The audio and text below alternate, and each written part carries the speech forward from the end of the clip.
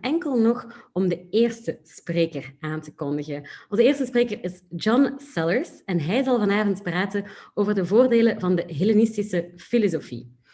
In deze historische periode hielden filosofen zich bezig met de vraag hoe we ons leven goed kunnen leiden en wat een leven eigenlijk de moeite waard maakt om geleefd te worden. Ze kwamen toen met allerlei interessante antwoorden en vandaag, anno 2020, blijken die nog steeds relevant te zijn. John Sellars zal ons door het verbazingwekkende tijdsbestek van Epicurus, stoïcijnen, sceptici, Plato's academie en Aristoteles Lyceum leiden. Voilà. Welcome, John Sellars, to Nacht van de Vrijdenker, and welcome, everybody. Enjoy your nights. Thank you. So, right, I hope you can all see that, and I hope you can all hear me. Yes. So, thank you very much for the invitation. I'm very pleased to be speaking to you tonight. I'm going to talk about Hellenistic philosophies as guides to life. And in particular, what I want to do is to talk about three philosophers from the Hellenistic period. And I want to pick on one particular idea that I think we can take from each of them that seems to me to be particularly relevant to today. In fact, I may go for four rather than three. We'll see how the time goes. I'll start by saying something about what this strange word Hellenistic means, because it might not be immediately obvious to everyone. It refers to a historical period, and that historical period starts with, I'm just trying to, here we go, starts with Alexander the Great. So the Hellenistic period starts around 330 BC, the death of Alexander the Great, roughly. Alexander, of course, wipes out all of the previous independent Greek city-states and travels all the way to India and back, creating a whole new world in antiquity.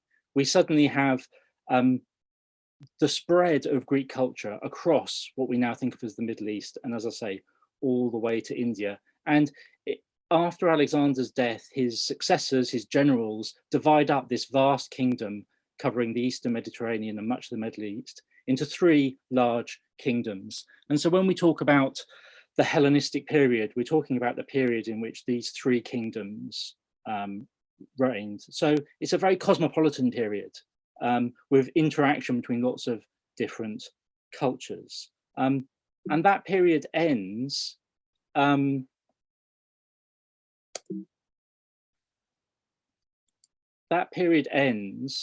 with the death of Cleopatra and Mark Antony around 30 BC, when they're defeated by Octavian, who goes on to become the first Roman emperor, and brings an end to those three Hellenistic kingdoms. So Cleopatra is the last of the Ptolemaic dynasty based out of Alexandria, which is the last of those three Hellenistic kingdoms to fall. So that's roughly the period we're talking about, 330 BC to about 30 BC. And during this period, we see lots of really interesting philosophical activity.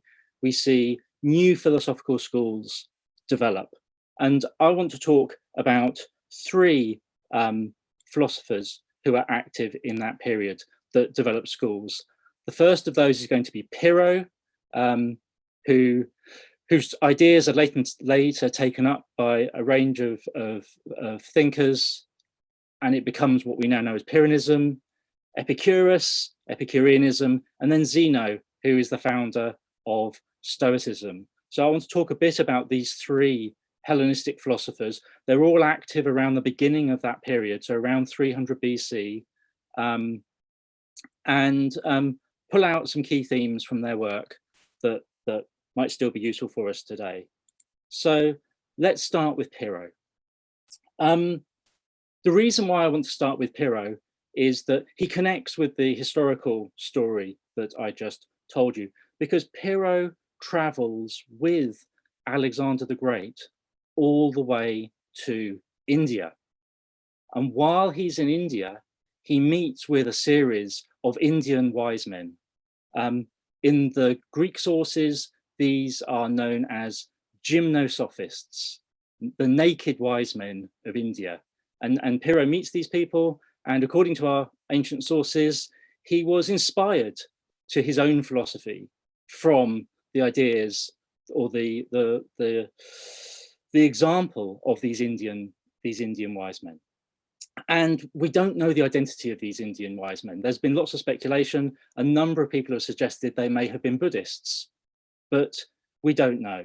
But there's literature on this suggesting that Pyrrho may have taken some of his ideas from Buddhism. The scholarly debate goes on. It's difficult for us to know the identity of these Indian figures.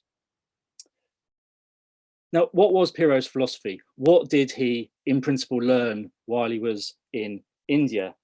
Well, Pyrrho was a skeptic.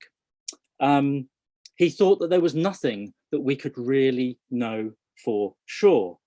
The world is in itself indeterminate, and we can never really pin it down. So consequently, we ought not to hold any really firm beliefs about the world at all. We might have opinions about it, we might accept things as they appear to us, but we ought not to make any firm claims that they in some way reflect the truth or the reality of the way the world really is. And that seems to be the essence of what Pyrrho himself thought. And his ideas are picked up and developed by a number of later admirers into what we now think of as Pyrrhonism. So what is Pyrrhonism and how does it work? Well, Pyrrhonism starts with the thought that we are all searching for beliefs. Ultimately, we're searching for beliefs that will enable us to understand the world we live in and ultimately live a good, happy life. The problem's this. The problem is that whenever we settle on some belief, we can always find counter-arguments against it. There's no issue that we might think about, that we might hold a belief about, that doesn't have equally persuasive arguments on the other side. So if you think about classical philosophical arguments and disputes, right? Do we have free will? Is the world completely determined? That kind of debate. You'll find arguments raised on both sides. And the Pyrrhonists used to argue that those arguments on each side of any issue will ultimately balance each other out. If we have an open inquiry into any issue, whatever it might be, we'll find arguments on both sides. They'll balance each other out, and that will lead us into a state of confusion. We won't know what to believe. We won't know what to think. And in the end, we'll just give up on trying to make a decision one way or the other. We'll find ourselves in a state of confusion, unable to make a judgment. And the Pyrrhonists suggested that that will generate a state of tranquility in our minds. Once we give up on the search for firm beliefs, then we'll reach a calm and tranquil mind, which ultimately I think is the thing that we're all looking for. So later Pyrrhonists describe themselves as skeptics. And I think it's worth saying a little bit about what they think a skeptic is. So the Greek word for skeptic means something like an inquirer. The skeptic is someone who keeps looking. And they're quite careful in saying that they're not making the claim that knowledge is impossible, right? To say that knowledge is impossible would be to hold a belief. And what they're suggesting is that we ought not to hold any beliefs at all. So we shouldn't say that we cannot know the answer to any particular question.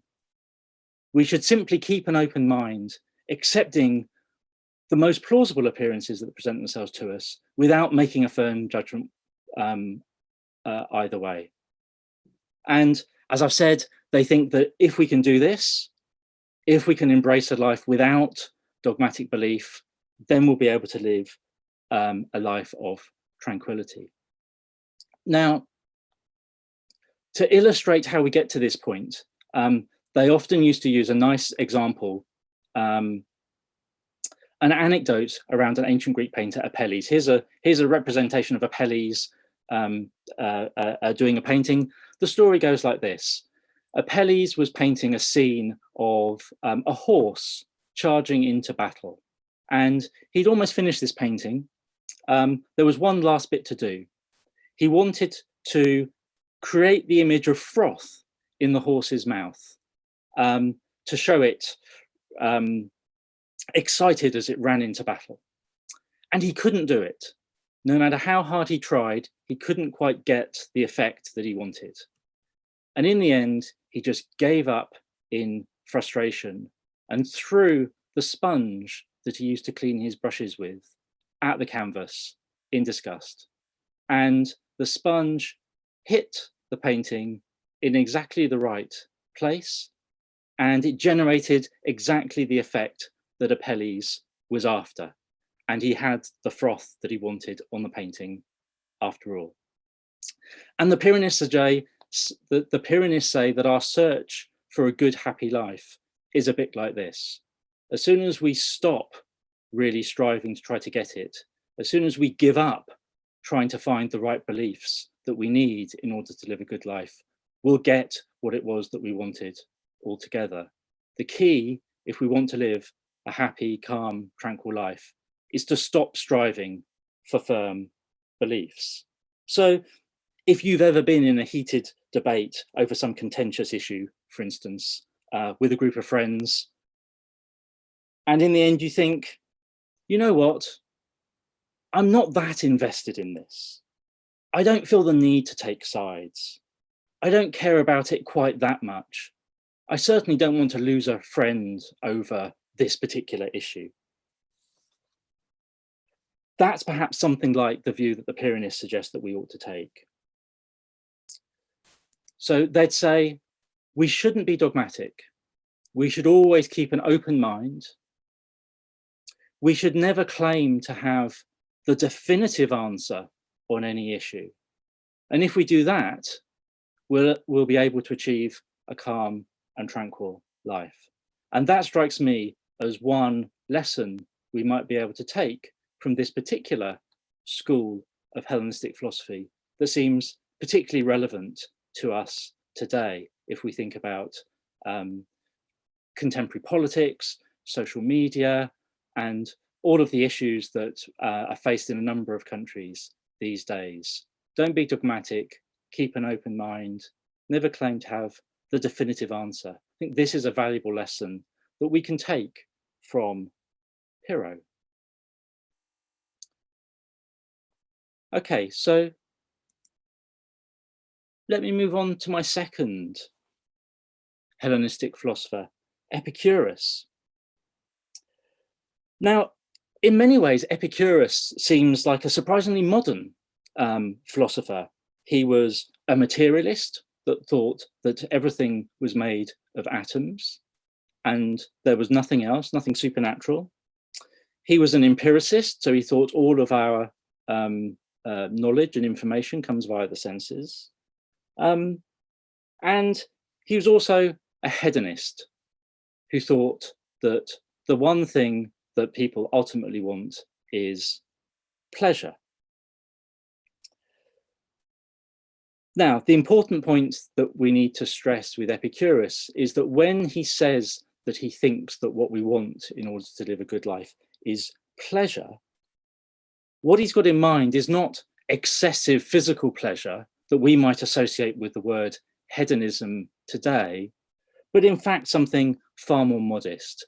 And in order to explain what Epicurus thinks we ought to pursue in order to live a good, happy life, we need to make some distinctions about some different types of pleasure.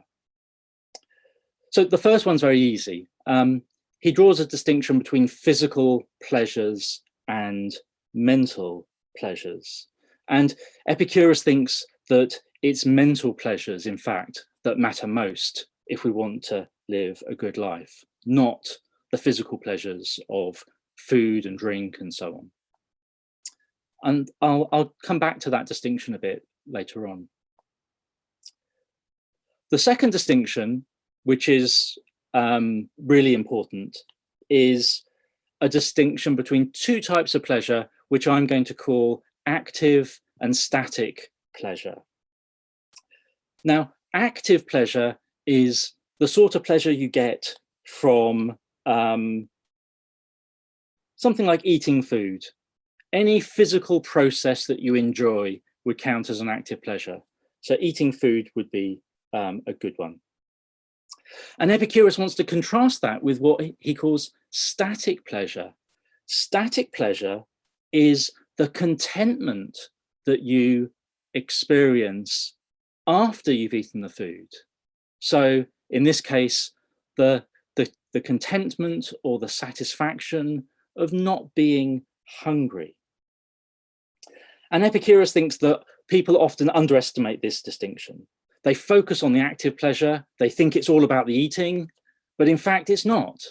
The only reason that we're eating is in order not to be hungry.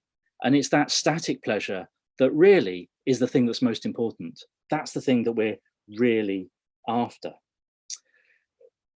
And if, once we've reached a state of static pleasure, if we've eaten our food and we reach that state of contentment when we're no longer hungry, if we were to continue eating food in order to try to get more and more active pleasure, in fact, we'd probably end up in pain. We'd probably end up with indigestion.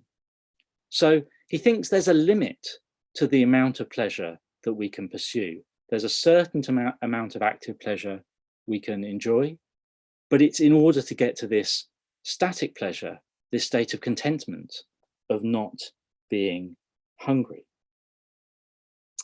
Okay, so that's a really important distinction. I'll come back to that a little bit later on. And within this context, there's another really important distinction that Epicurus makes that we need to take into account. And this is the distinction between different types of objects that he thinks we desire. He thinks there are three types of things that we desire. First, we tend to desire things that are natural and necessary. So into that category, we can put things like food, water, shelter, those sorts of things. Things that we naturally pursue and things that we need in order to live. These are essentials. There are then things that are natural but unnecessary.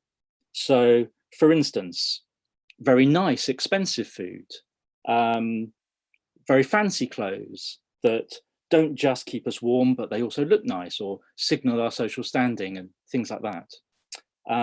Not just shelter that protects us from the elements, but a fancy house with all of the trimmings that you would expect these days. These are the sorts of things that are natural in the sense that they respond to natural needs that we have as human beings, but they're unnecessary in the sense that they go beyond what's strictly required in order for us to live. And then into the third category, unnatural and unnecessary, goes almost everything else, right? All the stuff that you go out to the shops and buy that you don't really need. All of that is both unnatural and unnecessary. We don't need that stuff at all. Okay, so let me try to pull some of those threads together. Epicurus is going to want to say that we don't actually need that many material things in order to survive. We need the things that are natural and necessary, but we don't need much of the other stuff that we tend to pursue. And he thinks that simply acknowledging that fact and knowing that we don't actually need that much in order to survive can massively reduce our anxiety about the future.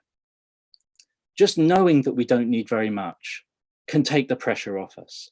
Much of our anxiety about the future, he thinks, is concern about whether we'll be able to get what we need in the future. And if we know that what we need is in fact very little, then that will help us enormously in reducing that mental disturbance. So that's one really important idea that Epicurus will want to insist on. Another really important idea that he'll want to insist on is that, in fact, it's avoiding pain that's more important to us than pursuing pleasure. So in terms of the distinction I was making earlier, it's the static pleasure of not being hungry that's more important than the active pleasure that you enjoy while you're actually eating. Really what we want is to reach that state of contentment. And thirdly, mental pleasures and pains are in fact far more significant for our sense of well-being than physical ones. So rather than focus on the pursuit of physical pleasure, or even the avoidance of physical pain, such as hunger, in fact, it's the avoidance of mental pain, the avoidance of psychological disturbance that's the most important thing in order for us to live a good and happy life. The pursuit is mental contentment. It's tranquility again, just like it was for Pyrrho.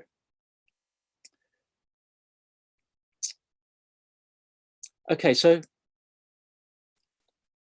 what's Epicurus telling us? He's telling us that we don't actually need that much in order to enjoy a good life. All we need is a relatively modest income and relatively modest possessions. These are more than enough. And knowing this will reduce our concern and anxiety about the future. And so he's suggesting that we avoid excessive consumerism. We don't need to buy lots of stuff.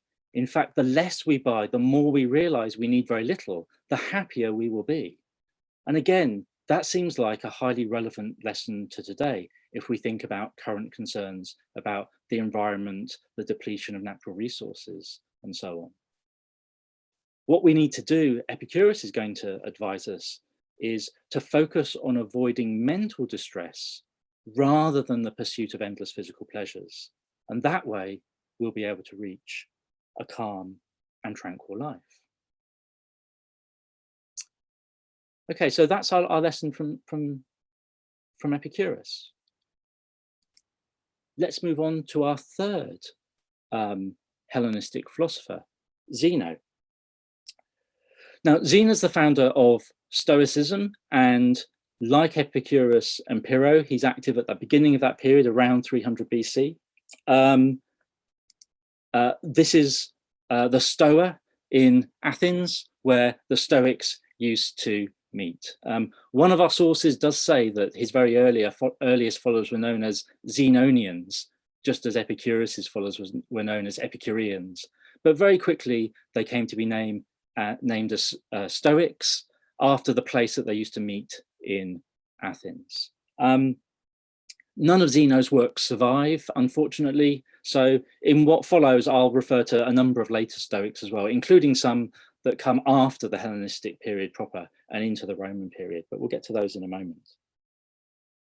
Now, I think there are quite a few lessons we can learn from the Stoics. I'll talk about one in particular, maybe a second if we have time. I'll see how it goes. The first one that I want to talk about is emotions. The Stoics are famous, infamous perhaps, for rejecting emotions. The reality of their view is perhaps a bit more complicated than that. It might be better to say that what they're most concerned with is avoiding negative mental disturbances. They certainly weren't rejecting all emotions altogether. They certainly weren't suggesting we turn ourselves into unfeeling blocks of stone. Even very natural responses like laughing and crying, they have no problem with whatsoever. It's particularly troubling negative emotions that they're concerned with. Things like anger, jealousy, rage.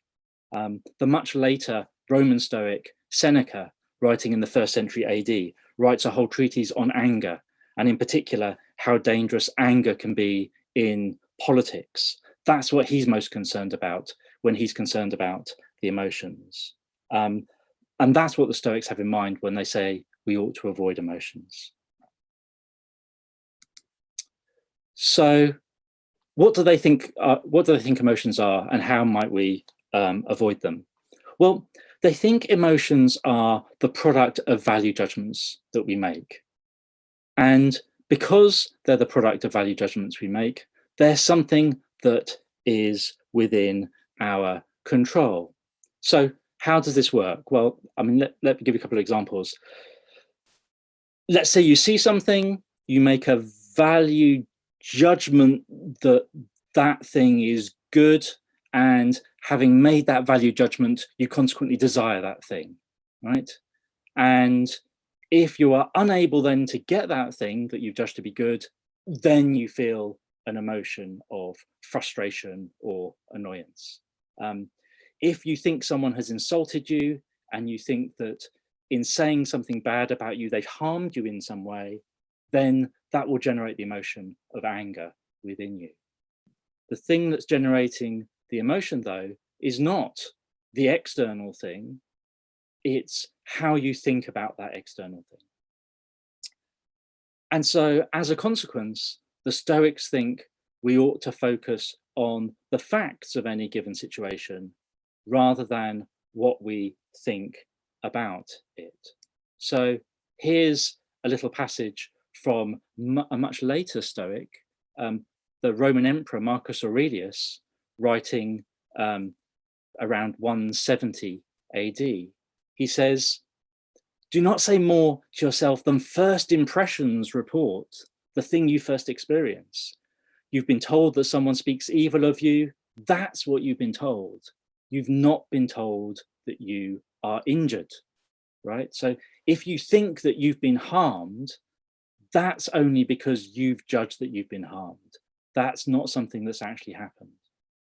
So if we just focus on the facts of the matter rather than rushing to make a judgment about it, we can avoid a wide range of negative emotions, the Stoics think.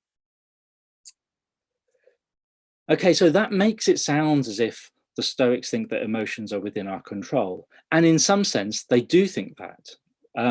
If we can adjust the way we make value judgments about things, we can avoid generating negative emotions. The problem, though, is that once someone is already in the grip of an emotion, there's not much you can do about it. So the Stoic philosopher Chrysippus suggested that being in the grip of an emotion is a bit like running downhill, right? If you're running downhill and you decide you want to suddenly come to a complete stop, you can't. You've got too much momentum behind you. You're just going to keep going. You're out of control, okay? And that's one of the central problems that the Stoics have about emotions. You're no longer in control of yourself. Seneca, writing a bit later, talking about anger in Roman politics, has an even more graphic image.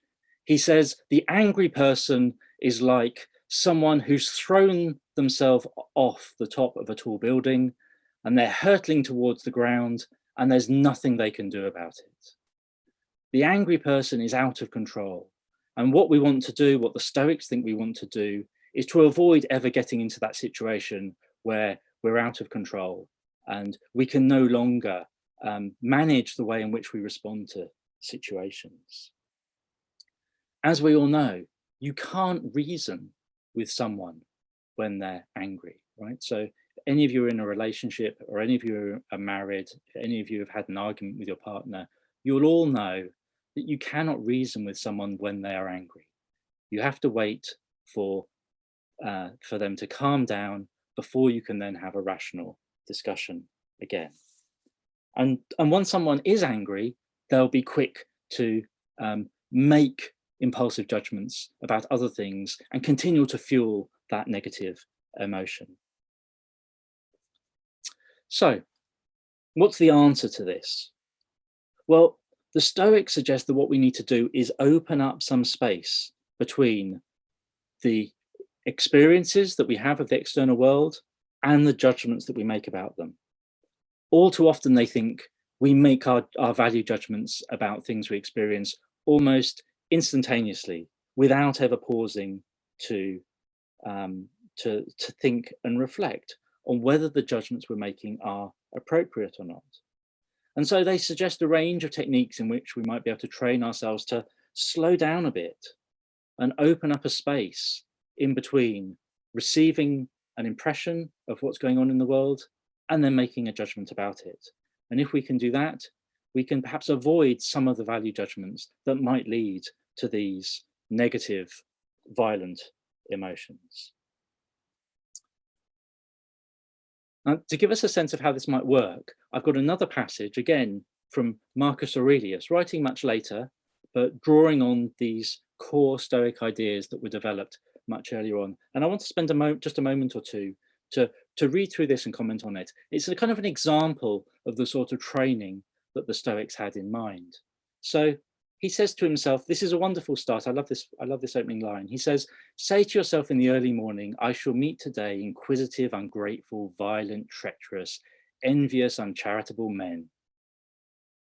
All these things have come upon them through ignorance of real good and ill, but I, because I've seen the nature of good, of the nature of good and right, the right, and of the ill and the wrong, and the nature of man himself who does wrong, is akin to my own. I can never be harmed by any of them, for no man will involve me in wrong, nor can I be angry with my kinsman or hate him. Right? So Marcus is reminding himself, first thing in the morning, that he's likely to meet people that are going to be ungrateful, unpleasant, angry, envious, and so on. And he's reminding himself of that so that when he does encounter people like that during his day, he won't be so quick to judge them harshly and to respond with equally unpleasant emotions in return. If he can prepare himself mentally that he might encounter these things, that will help him avoiding to rush into judgment. But the later part of this passage, I think, is really important too.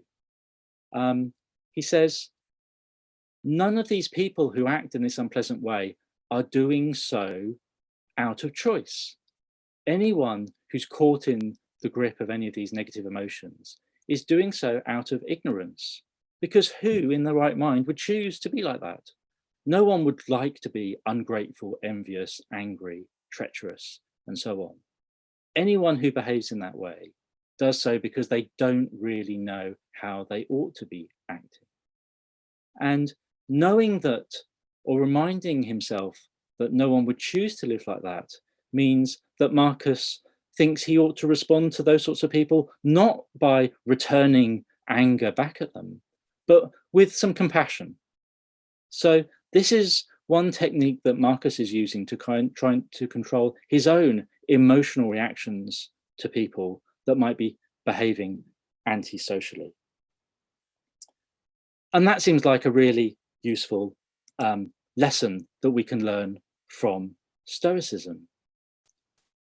Try to reduce our negative emotions, in particular anger. Don't rush to judge other people, and try to assess situations dispassionately. Pause before you send that outraged social media post. This seems like another really useful lesson that is highly relevant to today.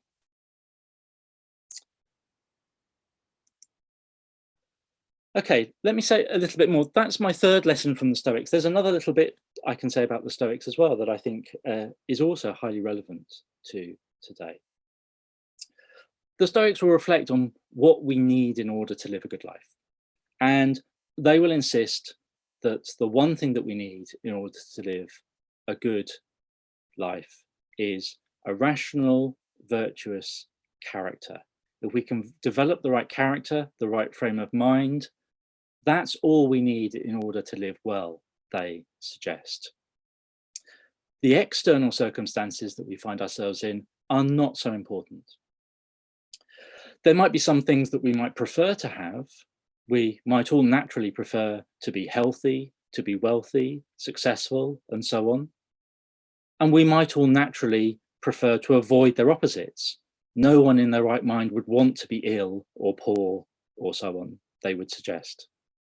But these things, although they might be preferable or things that we'd like to avoid, they're not essential in order to live a good life, the Stoics will insist.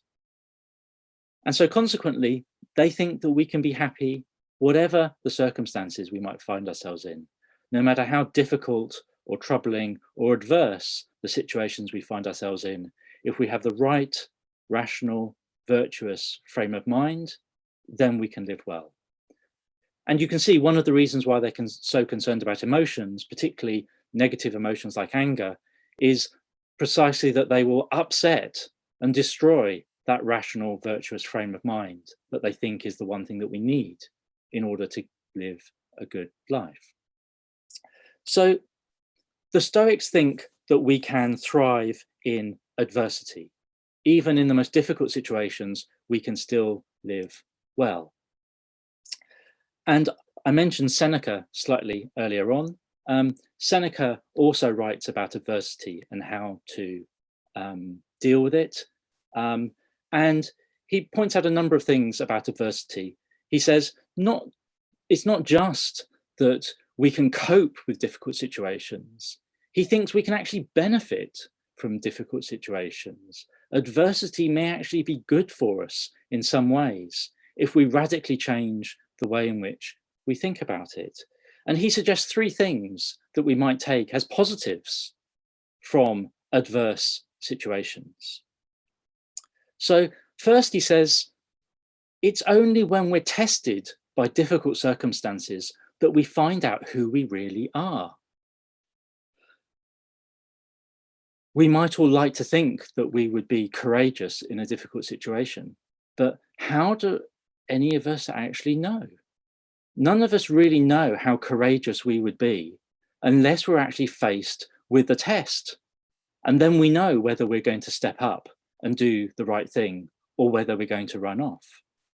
If you found yourself in a difficult situation at work, for instance, and there was something particularly unpleasant going on, would you be the whistleblower who would risk your job in order to stand up for the right thing? Or would you cowardly slip into the background and not take the risk? How do you really know which you do unless you're actually faced with that very difficult situation in real life? So adversity tests us, but in the process, we find out who we really are, what our values really are, what character traits we have. So that's one way in which Seneca thinks we benefit from adversity. Not only that, he thinks that when we are tested in this way, we also get trained. We also get to improve and develop. So he gives the example of a boxer who is training in order to improve his skills. The boxer who wants to develop his skills is never going to choose weak opponents that he can easily beat, because that's no contest. He's never going to learn or improve. He's going to want to pick difficult opponents who are a challenge. That's the only way he's going to develop his skills. And similarly, Seneca thinks the only way that we're going to be able to develop our characters, develop, for instance, the virtue of courage, is if we are ourselves tested. Because we're not just being tested, we're also being trained. We will improve and develop our characters in this way. And thirdly, he suggests that adversity can bring out the best in people. So in the UK, at least, during the various periods of lockdown that we've been experiencing, and we're in lockdown right now, one of the things that has been very pleasing to see is the way in which people in local communities have rallied around more vulnerable members in their local communities and have gone out, looked after them, made sure they're okay, gone and bought groceries and brought them to their houses. There's been a really strong community spirit, and you've seen people step up and behave in really positive, virtuous ways, precisely because it's a difficult time. And so adversity can also enable people to display the virtues that they have in a very positive way. So these are all reasons why adversity might not straightforwardly be something that's terrible. Perhaps we can thrive in adversity. And of course, there's a lot of adversity out there at the moment.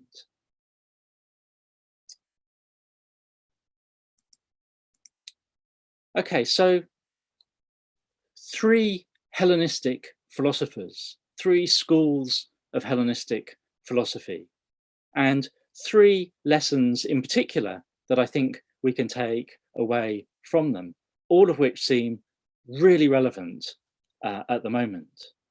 Avoid stubborn dogmatism, keep an open mind, avoid excessive material consumption, and avoid violent negative emotions.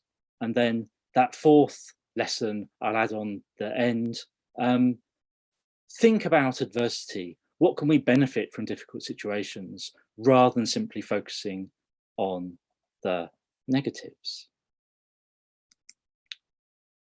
And if you want to read some more, here are some things you can read. And thank you all very much for listening.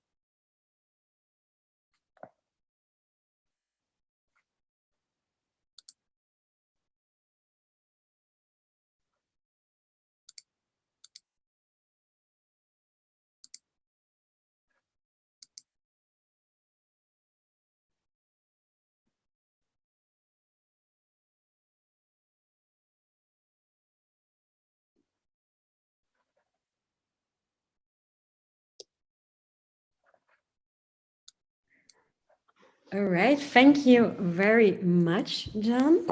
It was really, really interesting, so thank you for this. Okay, so if everyone who has a question, you can put them in the chat box right now, and I'll just pick them out. I got by text message already a first question for you. Okay, so John, someone is asking if isn't a Stoic an Epicurean, but with a real life experience then? Because ultimately pain, mental or physical, cannot be avoided. I'm sorry, I didn't catch the beginning of that. Someone asked, like, isn't a Stoic also an Epicurean, but then with a real life experience? Because ultimately pain, mental or physical, cannot be avoided. Yes, so I mean, so the Epicureans will think that physical pain, for instance, is a genuinely bad thing. So they will try to avoid it. They'll try to minimize it. The Stoics, as the questioner says, the Stoics don't think pain is a genuinely bad thing. It's something we'd prefer to avoid, but we can deal with it. So the Epicureans, in a sense, try to avoid things that they don't like. Famously, the Epicureans kind of retreat into a private community, whereas the Stoics are more active and engaged in the wider world and engaged in politics.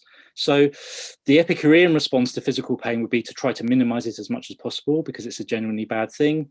The Stoic response would perhaps be the opposite, which would be to experience it even more in order to reach a point where you just aren't bothered by it as much as you would otherwise be. Okay, thank you. Next question is from Erwin here in the chat, I see. What about cynicism? Was that a less important school?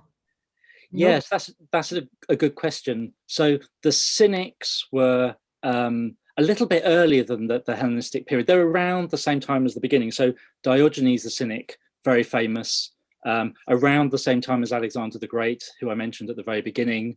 The Cynics have one way to describe the Cynics would be to say they're a slightly more extreme version of Stoicism. So they also think that having the right, rational, virtuous character is the most important thing. And everything else is completely indifferent. And it doesn't matter whether we're rich or poor, healthy or sick. We feel completely indifferent toward those things altogether. So Diogenes, the famous Cynic, lives in a barrel like a dog. So the word cynic comes from the Greek kunikos, which means dog-like, right? So he lives like a dog. He doesn't care about his external situation at all. And there are cynics that continue during the Hellenistic period, but there aren't quite so many of them. The Stoic position is, if you like, a bit more refined. So they'll say, well, that virtuous character is the most important thing. But of course, we'd all prefer to be healthy rather than sick. We'd all prefer to be wealthy rather than poor, because these are things that enable us to flourish and have a good life.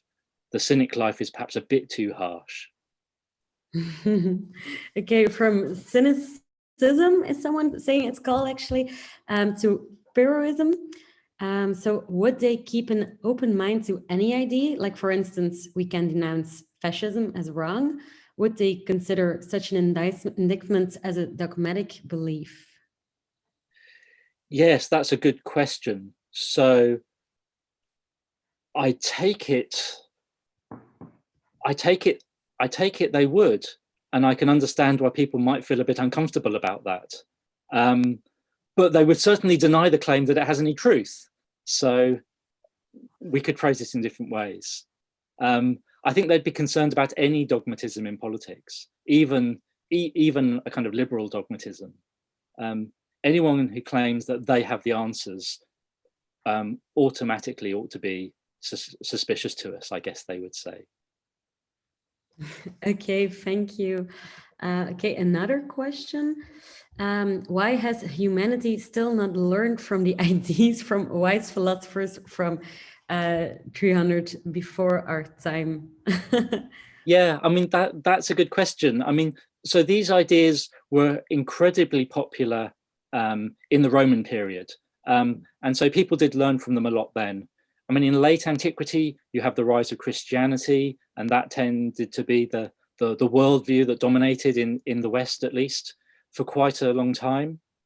These ideas resurface in the Renaissance, and they're quite widely known in the early modern historical period. So the Roman philosopher and statesman Cicero writes summaries of many of these ideas. And in the early modern period, everyone who is educated and can read Latin is reading Cicero. So they know these ideas. They circulate a lot in the European Enlightenment in the 18th century, for instance.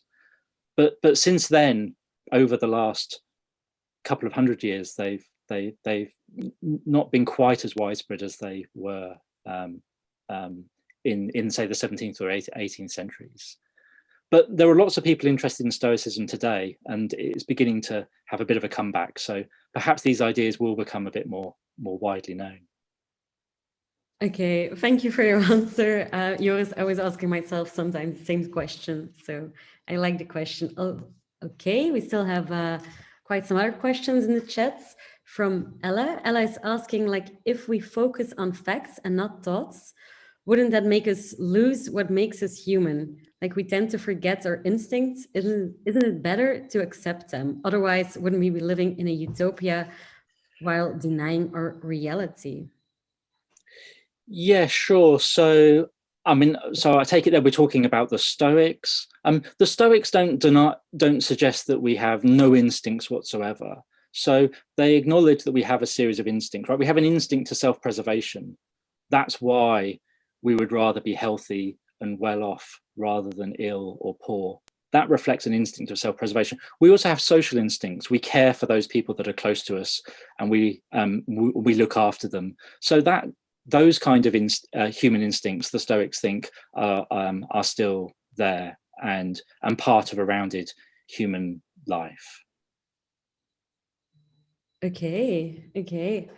But Paulina is asking her, like, according to Epicurus, so we go from Stoics to Epicurus, is art unnatural and unnecessary? I suppose so, yes. I mean, they would have lived a fairly frugal and simple life. So I suppose they wouldn't have placed much value on that. Okay. Okay. Okay, another question. Isn't Stoicism being turned in a how to achieve greatness or success in life strategy, like the Silicon Valley gurus are using it today? Or a Well, question of modern Stoicism, I guess.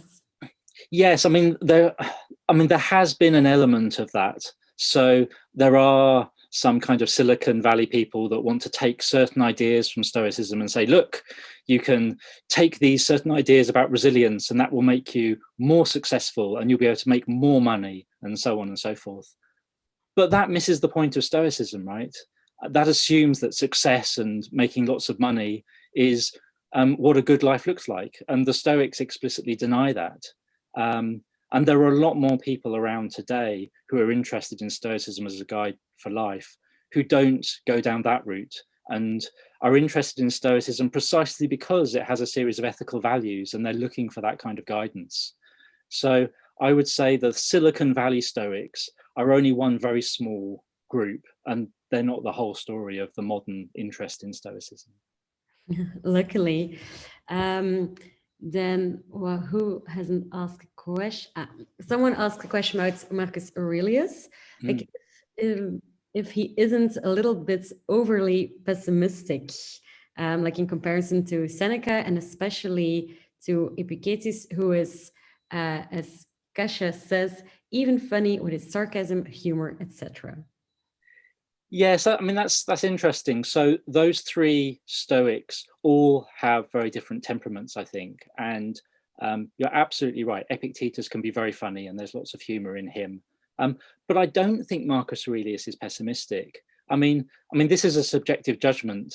From just reading the text, I don't think he's particularly pessimistic. He reflects on his own mortality. He reflects on the fact that he's going to die, and I can understand why some people might read that as being particularly pessimistic, but it's not, it's realism, right? He's a relatively old man. He's in his late 50s. He's conscious of his own mortality and he's reflecting on that fact about human existence. I don't think that necessarily makes him particularly pessimistic as such.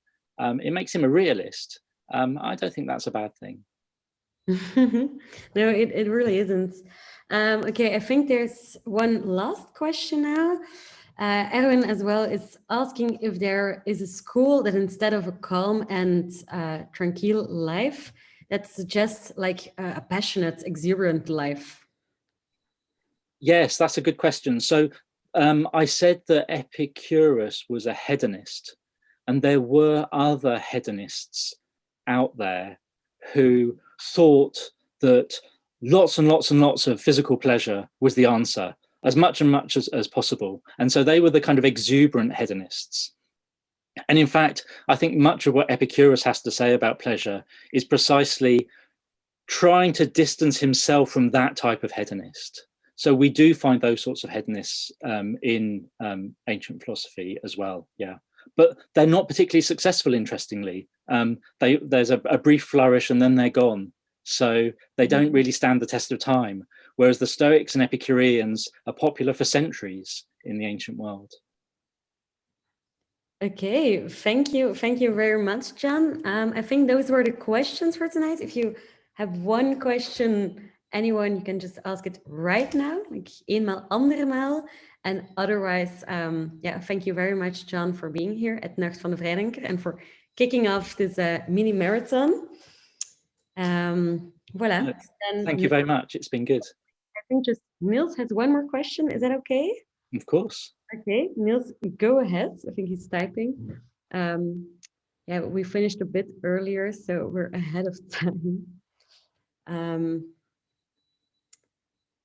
We're just waiting for someone to type it. Well, I'll already say, like, after this final question, we'll start. We'll do a little break, and then we'll start with Hugo Mercier at 9:15 again. Niels, do you still have a question? Because you can ask it right now in the chat box, because I don't see it yet.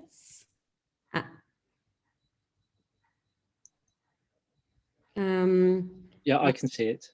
You can see it as well. Yeah. So to say it for everyone, everything seems to be outlooks mostly focused on self-improvement. But what about the outlook on the society, the stance on slavery, which was widespread in that day? Yes, that's a good question. I mean, let me respond to that thinking about the Stoics in particular.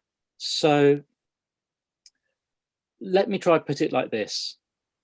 If I focus on controlling my negative emotions and I become less angry, less jealous, calmer, and more tranquil, not only do I benefit from that, but everyone everyone who has to live with me benefits from that as well, right? We all benefit if someone is less angry and more rational. So it's good for us, but it's also good for those that are around us.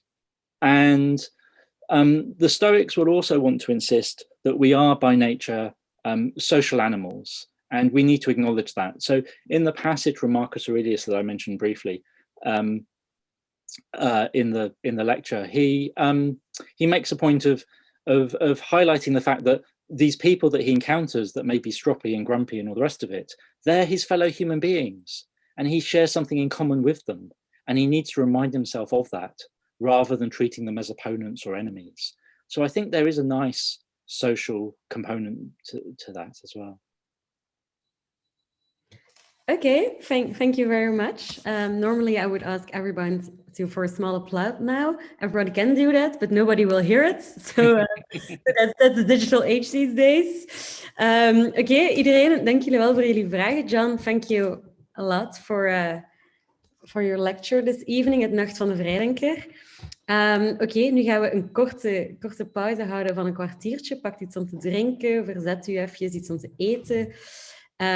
Voilà, en dan starten wij stipt om 8:45 terug.